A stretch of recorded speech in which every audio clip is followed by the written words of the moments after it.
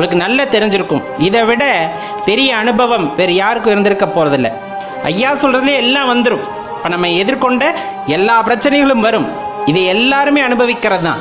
அதனால தான் சொல்லப்படுறது, இந்த மாதிரி என்ன எண்ணங்கள் வந்தாலும், இந்த மாதிரி என்ன எண்ணங்கள் வந்தாலும், எந்த சொல் வந்தாலும், எந்த எலிப்பேச்சு வந்தாலும் எதையும் காதுக்க வச்சுக்க கூடாது, எதையும் காதுக்கு வச்சுக்க கூடாது. அதே போல பிற தெய்வங்களை நாம் எழுந்து பேசக்கூடாது. எல்லா தெய்வங்களின் வடிவாகவும் நாம் யாரைத்தான் பார்க்கிறோம்? சிவத்தை தான் பார்க்கிறோம். யாரை பார்த்தாலும் ஓம் நம சிவா என்று சொல்லிவிட்டு சென்று விட வேண்டியதுதான்.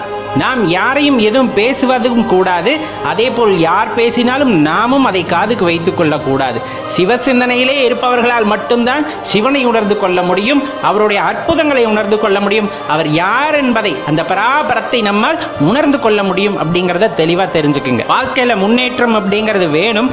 வாழ்க்கையில ஒரு உன்னத இடத்தை தெரிந்து கொள்ள வேண்டும், பிடித்து கொள்ள வேண்டும் என்றால் சிவபெருமானை பற்றி கொள்ளுங்கள். சிவமே எல்லாத்தை விடையும் உயர்ந்தது அப்படின்னு சொல்றதை விட அந்த சிருஷ்டிகர்த்தா அப்படிங்கிற அந்த தன்மை சிவபெருமானுக்கு உண்டு அப்படிங்கிறத தான் நம்ம சொல்ல வர்றது.